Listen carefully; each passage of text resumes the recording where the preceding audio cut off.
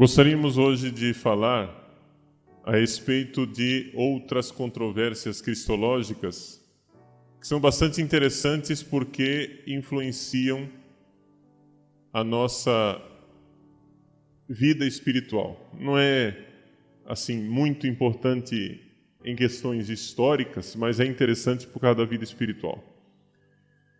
Vejam que o que é que aconteceu? Aconteceu o seguinte: em 622, portanto, nós estamos aqui falando do século VII, em 622 houve a Égira, ou Egira, não é?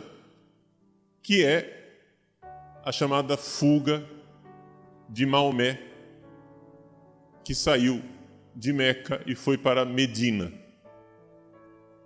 a cidade do profeta. E, a partir daí, o mundo muçulmano começa a existir, por assim dizer. Essa é a data básica do mundo muçulmano. É daí, a partir daí que eles começam a contar os anos. Vocês sabem que os muçulmanos não estão no ano 2009. Eles estão no ano 2009 menos 622. Né? Se quiser achar a data do ano muçulmano. Eles não medem, não contam os anos a partir do nascimento de Cristo, mas a partir da fuga de Maomé, de Meca para Medina.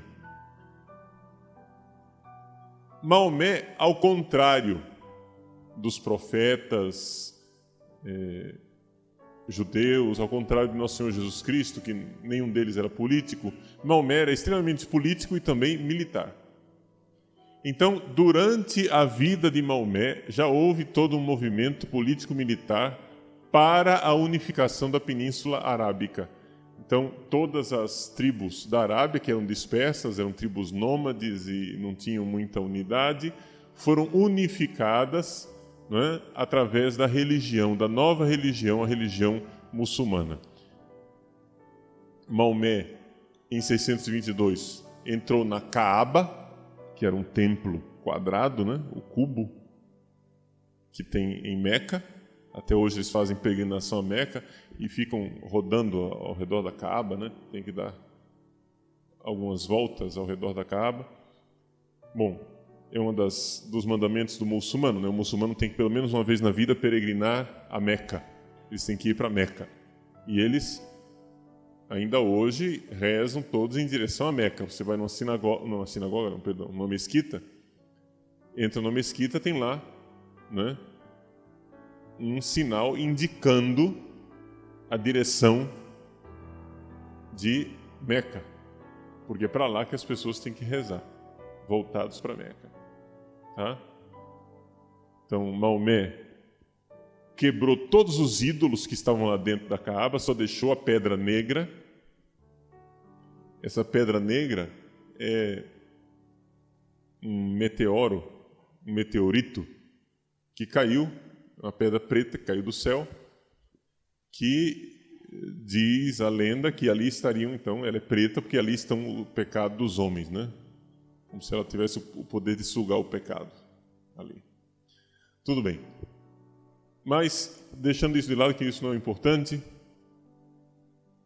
vejam que os muçulmanos representaram um movimento não somente religioso, mas militar, porque eles tinham uma guerra santa, não é? Jihad, guerra santa para eles. E eles levavam esse negócio muito a sério, porque se uma pessoa morre na guerra santa, vai para o céu direto. Então, eles tiveram um tal sucesso militar que em menos de 100 anos, olha só, a fuga de Maomé, em 622, Maomé não era ninguém politicamente. Ele era um marginal, digamos assim, que teve que sair corrido, né, de Meca. Assim, para o sistema da cidade, ele não era ninguém. Ele era um cara que foi lá e fez um ato de vandalismo quebrando os ídolos. Não é isso? Então ele era um transgressor. Muito bem. Saiu de transgressor, né? Passou a ser venerado como o profeta, como grande estrategista, como grande general, como grande político. Depois deles vieram os califas, e então, em 711, minhas senhoras e meus senhores, em 711, menos de 100 anos, os muçulmanos árabes estão plantando o pé na Península Ibérica, na Espanha. Ou seja, eles conquistaram todo o norte da África e chegaram até a Espanha. E de lá não saíram, né, até o século XV. Tá? Ficaram durante toda a Idade Média lá na Espanha. A Idade Média espanhola é marcada pela presença árabe na península. E nós, até hoje, temos essa influência árabe, né? Não somente no nosso sangue. Dá para notar, por exemplo, que os portugueses não são completamente branquinhos, né? Não são... Não, eles têm sangue árabe, sangue semita, né? Os portugueses têm a cor da pele um pouquinho mais escura do que, vamos supor, um alemão, um polonês, né? Você vê que o português ele já tem os cabelos escuros, os traços de influência árabe. Bom, os portugueses e espanhóis, portanto, têm essa influência árabe. Inclusive, nós temos isso na nossa língua, né? Algodão, álcool. Essas palavras como são geralmente palavras árabes, de origem árabe, porque al em árabe é o artigo. O algodão. Né? É um duplo artigo, na verdade, etimologicamente falando, né? Então, Corão é o livro sagrado, Alcorão é o livro sagrado, com artigo, entendeu? A história de Al. Bom, e assim vai. Os árabes, então, significavam uma forte oposição política e religiosa ao Império Bizantino.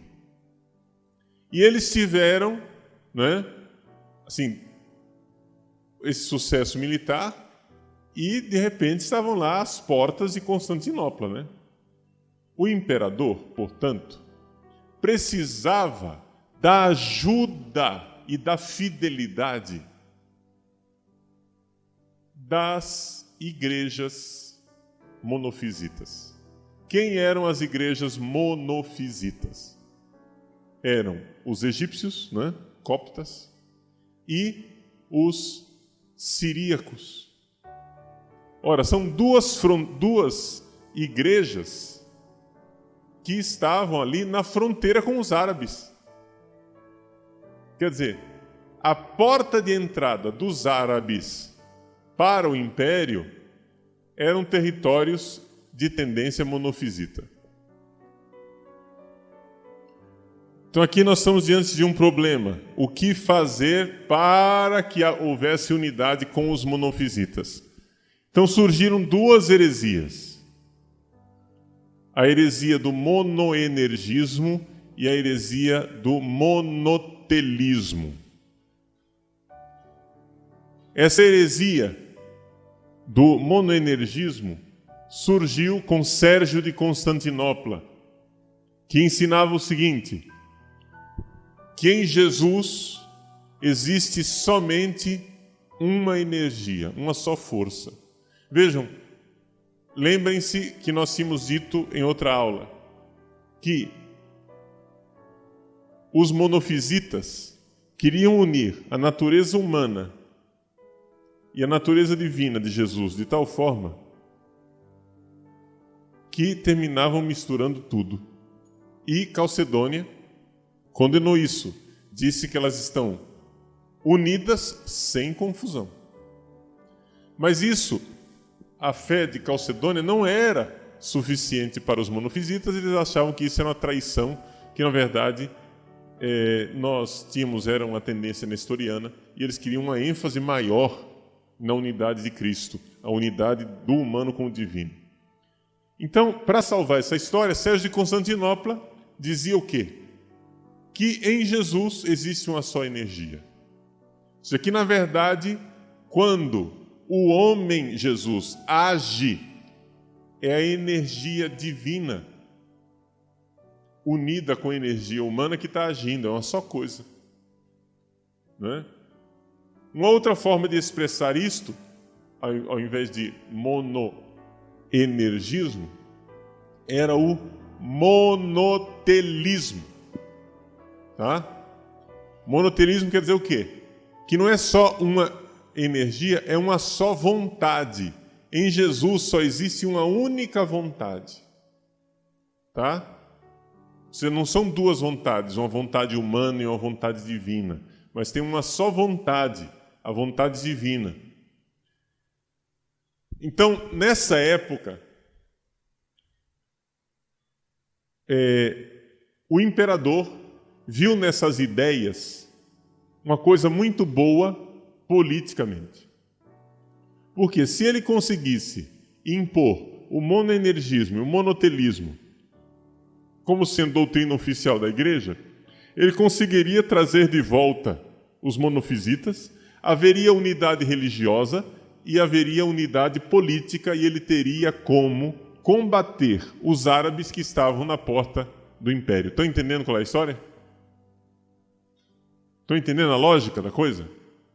O imperador, que nessa época chamava-se Heráclio, né? Ele quis impor essas duas heresias para usar essas heresias como chamariz, como isca para os monofisitas dizer: o imperador é um dos nossos, nós vamos apoiar ele politicamente. Está entendendo? Por quê? Porque ele precisava da ajuda dos monofisitas contra os árabes. Era uma aliança política. Os monofisitas estavam lá, na fronteira com os árabes. Eles eram súditos do império, mas estavam na fronteira, prontinhos para trair o império. Por quê? Porque eles não eram da mesma religião do império. Naquela época, gente, vocês têm dificuldade de entender isso daqui? Porque para nós temos o quê? Nós temos pluralismo, né, e liberdade religiosa.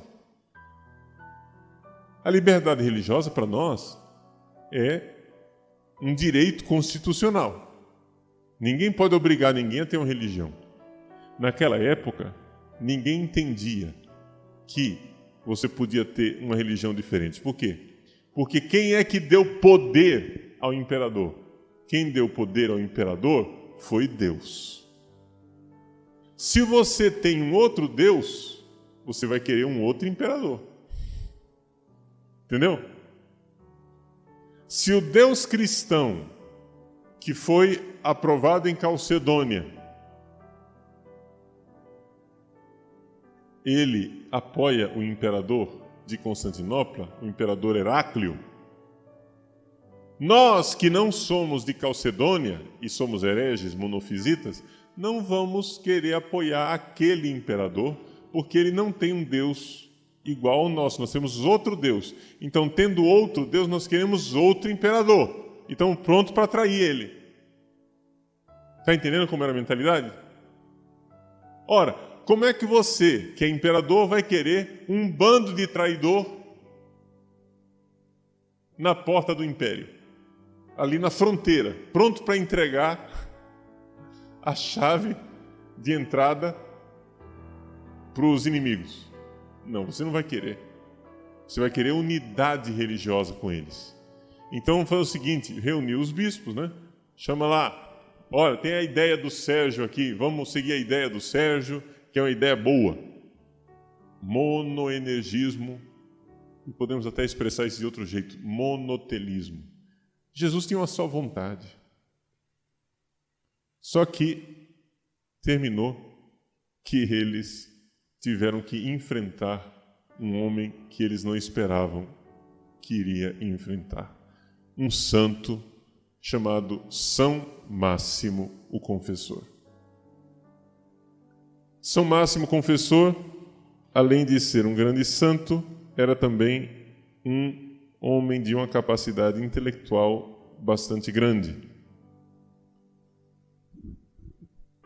São Máximo via nestas heresias do monotelismo e do monoenergismo uma desgraça tremenda. Por quê? Por causa daquele princípio teológico quod non est assumptus, non est redemptus. O que não foi assumido não foi redimido.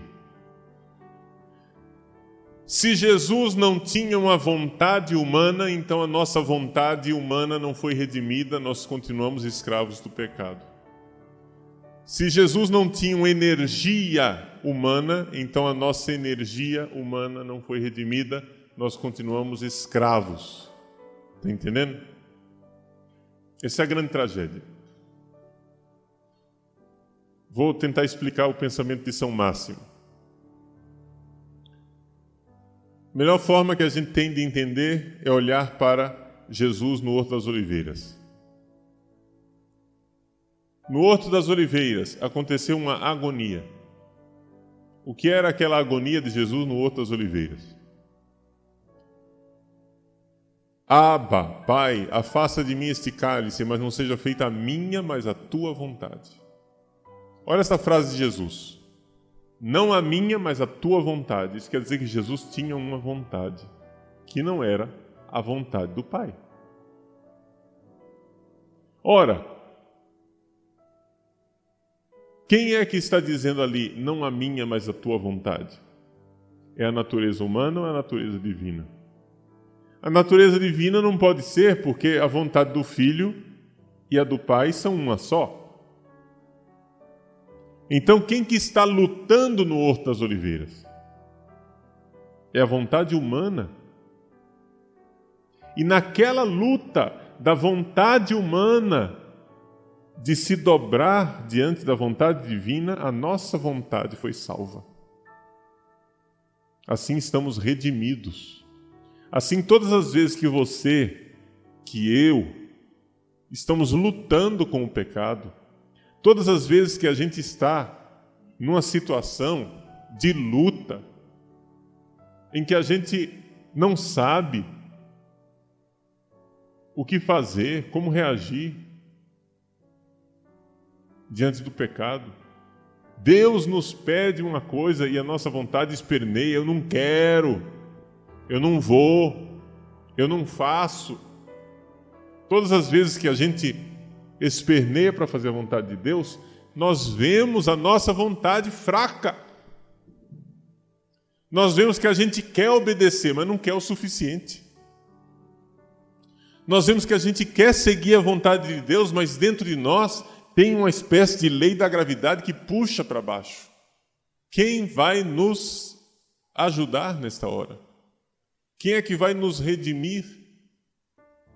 Só quem pode ajudar a nossa vontade humana fraca é a vontade divina, que veio e se fez vontade humana. Ou seja, Jesus.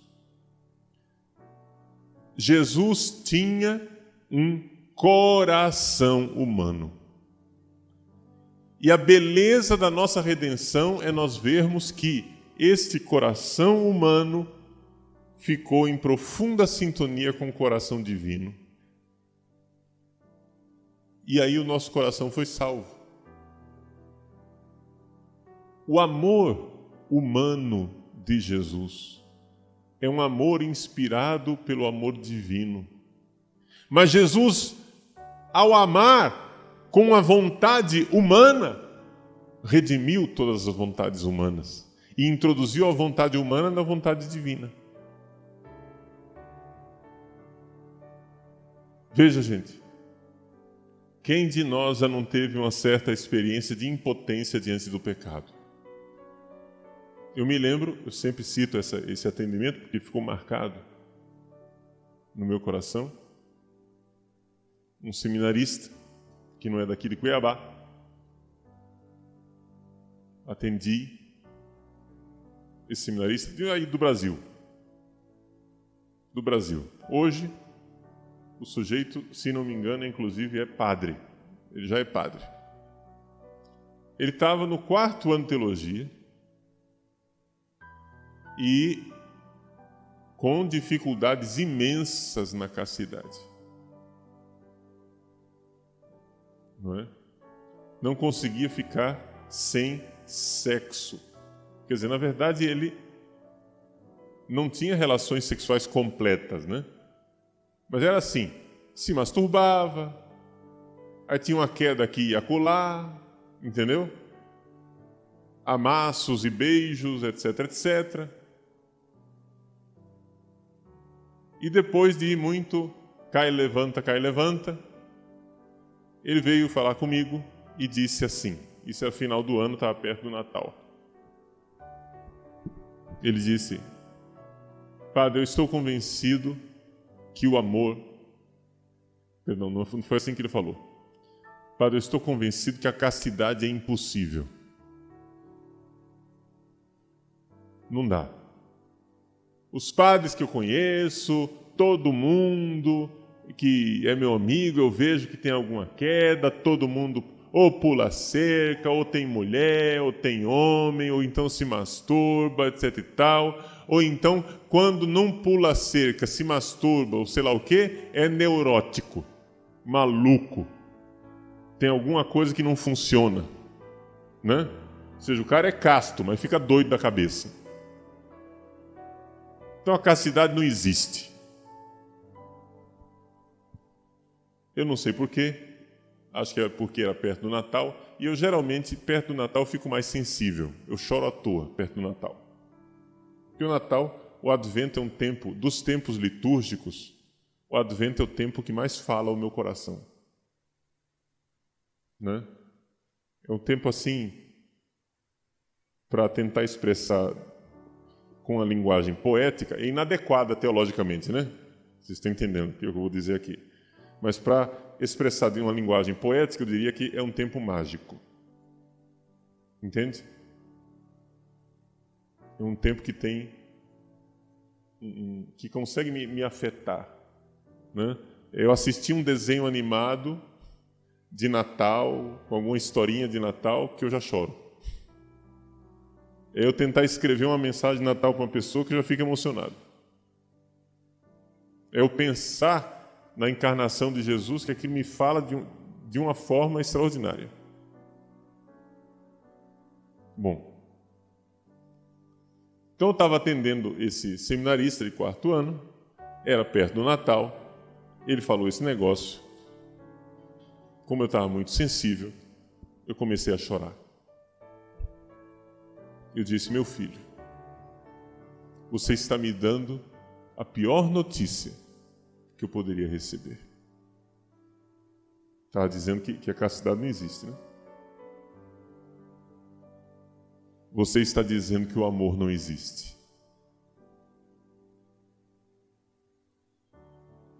Porque dizer que a castidade é impossível é dizer que o amor não existe. Porque a castidade é isso, é o amor. Se você está dizendo que é impossível uma pessoa amar de verdade. A única coisa que eu posso fazer é usar o outro, né? Usar outra pessoa, aproveitar sexualmente, tirar a casquinha, ser egoísta. É isso que você está dizendo. Que o amor é impossível. Você está me dando a pior notícia que eu já recebi na minha vida. Que o amor é impossível. Então quer dizer que ele não veio. O amor não se fez carne. Nós estamos sozinhos outra vez. Mas se a fé é verdadeira, então a castidade é possível. Porque o amor veio. O amor não é uma ideia platônica. O amor não é um ideal lá em cima, no hiperurânio, no mundo das ideias, né? No mundo dos idealismos utópicos. Não! O amor é tópico, ele não é utópico. Ele é tópico, ele tem um lugar, ele existe, ele se fez carne, chama-se Jesus. Existe um homem que amou. Existe o coração humano voltado para o outro. Existe o coração humano que amou até a morte o derramamento do seu próprio sangue até o fim. Existe o coração de um homem totalmente voltado para Deus. Existe o coração do homem que não caiu na idolatria. Existe o coração do homem que combateu e combateu até o fim. Combateu até a morte e morte de cruz. Existe esse coração.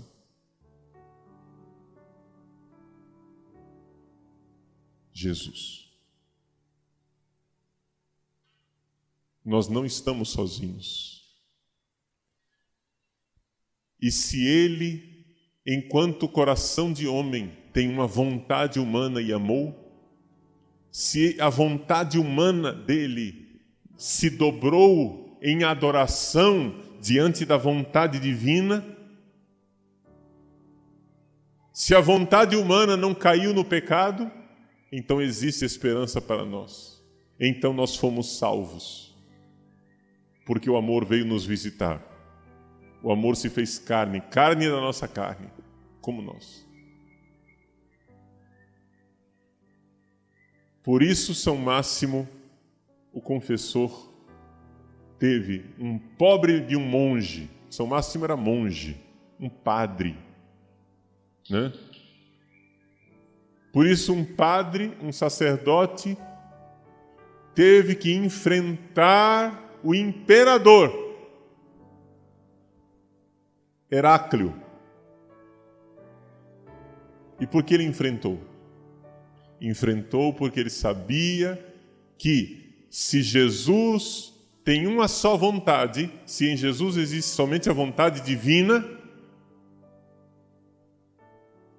então o Horto das Oliveiras foi uma farsa. Então nós não fomos salvos. Então nós continuamos sozinhos porque ele não veio na nossa carne. Ele não veio, vontade da nossa vontade, coração do nosso coração, amor do nosso amor. Por isso, um padre enfrentou a potência do imperador. Gente, um padre inerme, sem armas, com todo o interesse bélico, político do imperador. E ele continuou escrevendo e continuou pregando. O que é que o imperador fez? Ficou irritadíssimo com São Máximo. Por quê? Porque São Máximo foi para Roma. E apelou para o Papa. Disse para o Papa, olha, lá em Constantinopla eles estão fazendo uma maluquice. Eles estão querendo se vender para o imperador só por conta de política, de poder, de maracutaia, por interesses de unidade. E o Papa Martinho I, São Martinho, mártir, Papa que não fez conchavo com o imperador, enfrentou o imperador, apoiou São Máximo Confessor. O Papa apoiou São Máximo. Lembre-se que nessa época aqui não tem mais Império Romano do Ocidente, caiu, né? O Império Romano. Mas o Papa fez um sínodo em Latrão, em 649, e condenou tanto o monoenergismo como o monotelismo. Vejam que esses dois erros só serão condenados no Oriente pelo Concílio Ecumênico de Constantinopla, né? O terceiro de Constantinopla, que houve o primeiro concílio de Constantinopla, a gente já conhece, né? Já faz tempo, ele foi feito em 381. É o concílio no qual nós temos o credo niceno-constantinopolitano. Tem o segundo concílio de Constantinopla, que foi em 553. Agora nós estamos falando do terceiro concílio de Constantinopla, que foi em 681. Então, em 681, foi que finalmente o Oriente, né, condenou a heresia do monoenergismo e do monotelismo. Mas, 30 anos antes, São Máximo Confessor estava lá com o Papa, num sínodo de Latrão, condenando o monotelismo e o monoenergismo. É evidente que o imperador não gostou nada dessa história. O Papa sofreu as consequências. E São Máximo Confessor é chamado de Máximo Confessor e não de mártir. Por quê? Qual é a diferença entre um mártir e um confessor? É que o mártir é aquele que chegou a derramar o sangue e morreu. O confessor é aquele que sofreu confessando a fé, como mártir, só que não chegou a morrer. O que fizeram com São Máximo? O imperador mandou cortar a mão direita dele, que era a mão com a qual ele escrevia, e cortar a língua, porque era a língua com a qual ele pregava. Então, ele pregava a fé com a língua, escrevia com a mão, e assim mandou cortar a língua e mão. São Máximo continuou fiel à igreja, continuou fiel à fé. A grandeza desse homem. A grandeza de um homem que soube e teve coragem de enfrentar um império para se manter firme na fé e para dizer: Jesus tinha uma vontade humana. Vejam que estas heresias, esses problemas cristológicos, nunca são probleminhas sem significado. Nunca são probleminhas assim que a gente diz: tem nada a ver, né? Final das contas, é só uma ideia. Não. São Máximo vê toda a profundidade. O que é que significa a heresia do monotelismo, do monoenergismo? É negar que Jesus tinha uma natureza humana perfeita. É você amputar a natureza humana de Jesus. Mas se Jesus não foi homem perfeito, inteiro, completo, então nós estamos sozinhos outra vez. Ele não se fez carne igual a nós. Então, umas heresias negam que Jesus tem alma, outra heresia nega que Jesus tem uma vontade. E assim eles vão negando. Outra heresia nega que Jesus tem um corpo. O docetismo nega que Jesus tem corpo. Não é? O apolinarismo nega que Jesus tem alma. O monotelismo nega que Jesus tem uma vontade. Mas é importante que a gente diga que Jesus tem uma vontade humana, porque ele era livre, livre como homem, tá? Ele tinha uma natureza humana perfeita. Agora, é evidente que esta natureza humana e essa vontade humana estavam em sintonia com a natureza divina. Jesus nunca pecou. Ao contrário da desobediência de Adão, Jesus sempre esteve em sintonia. Mas sintonia não quer dizer a ausência de tensão. E aquilo que houve no Horto das Oliveiras é isso. Tá? Jesus, com um querer humano próprio da natureza humana, disse sim ao Pai, ao Filho e ao Espírito Santo, à natureza divina, à vontade divina. É aquilo que São João diz no capítulo 10, né? Dou a minha vida para pegá-la de volta. Ninguém tira a minha vida, eu a dou por mim mesmo, ou seja, por minha vontade. É a minha vontade, eu dou minha vida. É essa vontade que nós veneramos.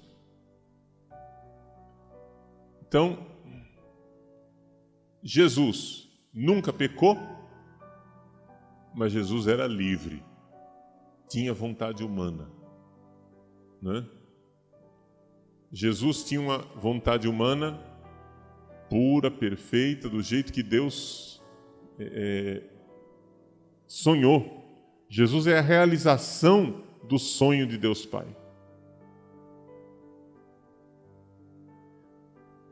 As palavras do Concílio de Constantinopla III são as seguintes. Vou ler um trechinho do concílio para vocês. Ele diz assim: que a vontade humana de Cristo, né, sempre, aspas, segue a sua vontade divina sem lhe fazer resistência, nem oposição, antes, pelo contrário, está sempre subordinada a esta vontade onipotente. Então, a vontade divina é onipotente. E a vontade humana de Jesus segue essa vontade. Mas ela é livre. Só que ela não resiste. É a docilidade de Cristo. Um coração dócil. Um coração manso. Aprendei de mim que sou manso e humilde de coração. Esse é o coração de Cristo. Aprendei de mim. Existe um coração humano capaz de estar em sintonia com Deus. E a história, isso é a vontade, né? E a história do monoenergismo. O Concílio de Constantinopla diz assim, Constantinopla III. Existem duas operações naturais sem divisão, sem mudança, sem separação, sem confusão. Olha só, a linguagem de Calcedônia outra vez, né? No mesmo Senhor nosso Jesus Cristo, nosso verdadeiro Deus, isso é, uma operação divina e uma operação humana. O que quer dizer isso? Operação, né? Aqui eu não vou dar muito detalhe de teologia para vocês, mas eu quero lembrar uma coisa. Não sei se vocês se lembram, eu já disse bem brevemente, numa dessas aulas aí que eu falei para vocês, que existem 3 palavras que são sinônimos em filosofia. A palavra natureza, a palavra substância e a palavra essência. São sinônimos. Estão lembrados disso? Falei rapidamente. Né? Por quê? É como as 3 palavras casa, lar e domicílio. É tudo a mesma coisa, não é? Mas o jeito de usar é diferente. Ninguém diz domicílio, doce domicílio. Não, a gente diz lar, doce lar. Por quê? Porque lar é a nossa casa enquanto aconchego. Ninguém diz, o meu lar está situado à Rua do Seminário 393. Não, todo mundo diz o meu domicílio, porque domicílio é a palavra casa enquanto lugar onde eu resido. Não é? E ninguém diz, eu vou construir um lar ou construir um domicílio. A gente diz, eu vou construir uma casa. Se você for construir um lar, você vai construir um lar enquanto lugar de aconchego. É diferente, não é o prédio. Não é isso? Eu vou comprar um lar. Não, você vai comprar uma casa. Então, são sinônimos, mas têm usos diferentes. Também natureza, substância e essência são sinônimos, mas têm usos diferentes.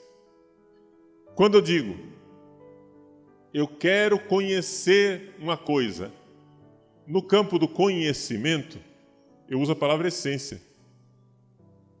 Não é? Eu quero conhecer a essência do ser humano. Ninguém diz, eu vou conhecer a substância do ser humano. A gente diz a essência. Tá? Quando você vai dizer, olha, essa coisa aí, isso daí não é a substância. Ou seja, não é aquilo que é o mais importante, não é aquilo que faz a coisa existir, é a substância. Você está falando no nível do ser. Né? Geralmente se usa a palavra substância. E a palavra natureza? a palavra natureza, você fala sempre que está em vista do agir, o operar, como diz o Concílio de Constantinopla. Uma operação, natureza. É a operação, é o agir. Quer ver? Você diz assim, tal pecado, sei lá que pecado que pode ser, sei lá, a masturbação é um pecado, né? Por quê? Porque é contra a natureza do sexo. Natureza que eu estou falando aqui não é a natureza do pardal, do sabiá, do tucano, né? Da galinha da Angola, do macaco, do cachorro, da vaca. Não é essa natureza que eu estou falando. Natureza humana, natureza da sexualidade humana. Entendeu? Qual é a essência do ser humano? O ser humano foi feito de um jeito, o cachorro foi feito de outro. É outra natureza. Então, natureza nesse sentido. Então, quando eu digo, eu quero conhecer a natureza, na verdade, eu preciso dizer, eu quero conhecer a essência da pessoa. Agora, eu quero conhecer a natureza, aí você já começa a pensar, ele está querendo conhecer a natureza, então ele quer conhecer como é que é a essência da pessoa, tendo em vista o agir, o comportamento, a operação. Porque a natureza é a base da ação. É próprio da natureza do caroço, da manga, dar origem a uma mangueira. É a natureza dele, é a ação dele. Tá? É da natureza do metal dilatar com o aumento da temperatura. Natureza, ação, tá vendo? Como é que ele reage, as propriedades do metal. Entende? Você não diz, é da essência do metal. Ninguém fala assim. A palavra natureza é sempre com relação à ação. É sinônimo de essência, mas a gente sempre usa quando fala de ação. Então, a ação de Deus. Deus age, natureza divina. O homem age, natureza humana. É a essência do ser humano, mas enquanto ação. Então, como é que Jesus agiu para nos salvar? Como é que ele faz as coisas? É a operação que está baseada na natureza. Como é que você vai me dizer que existe uma só operação em Cristo, uma só energia?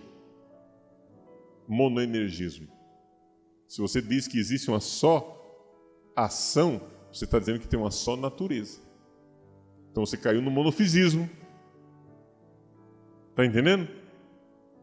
Na verdade, o monoenergismo e o monotelismo é um monofisismo disfarçado. Entendeu? Por quê?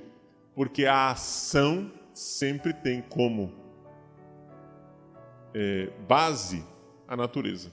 Você age conforme a sua natureza ou contra a sua natureza, mas a ação e a natureza estão sempre ligadas. Daí isso é só para esclarecer as coisas, né? Então veja só, como é que a gente entende Jesus? Jesus, nas coisas que ele fazia humanamente, ele era livre? Sim ou não? Era livre. Não é? Agora, uma liberdade que era exercida dentro do amor que ele tinha pelo Pai. Entendeu? Você é livre. Vamos ver aqui. Você é livre para matar sua mãe? É. Mas é impensável, né? Não é verdade? É um negócio absurdo você pensar em matar sua mãe. Não dá nem para pensar isso. É um pensamento que você faz o pensamento já revolta. É um negócio que você tenta pensar, aquilo já te causa um negócio ruim por dentro. É ou não é verdade? Quer dizer, você é livre. Mas não quer dizer que você é capaz disso, né? Assim, Jesus era livre para desobedecer o Pai. Mas era impossível ele desobedecer o pai. Está entendendo? Porque o amor no qual ele vivia, a sintonia de amor, era imensa, né? Então, vejam só, ali acontece a salvação. Um coração humano com essa sintonia extraordinária, né? Então, é algo que nós podemos enxergar em nosso Senhor Jesus Cristo. E aqui a beleza desse ensinamento a respeito do monotelismo e do monoenergismo. Parecem duas heresiazinhas que, assim, insignificantes, mas tem uma riqueza espiritual para nós imensa. Todas as vezes que você sentir dificuldade diante do pecado, lembre-se, a sua vontade não está sozinha. A vontade de Jesus está com você, ela é forte. Peça ao Espírito Santo. É o amor que nos dá força para obedecer. Quando você coloca amor, a obediência é muito leve. Quando você não ama, tudo é pesado. Quando você ama, a obediência é leve. Quando uma pessoa que você ama diz: "Você faz um favor para mim?" Você faz aquilo assobiando. É ou não é verdade? Porque você sabe que você é amado. Quem ama, obedece e a obediência fica leve. A obediência mais difícil do mundo foi aquela que Cristo teve que viver no Horto das Oliveiras. E ele obedeceu porque estava no amor. Isso quer dizer que as nossas obediências não são tão difíceis como as dele. É que a gente faz uma tempestade num copo d'água, por quê? Porque não ama. Mas se amasse, fazia, alegre, com um sorriso no rosto.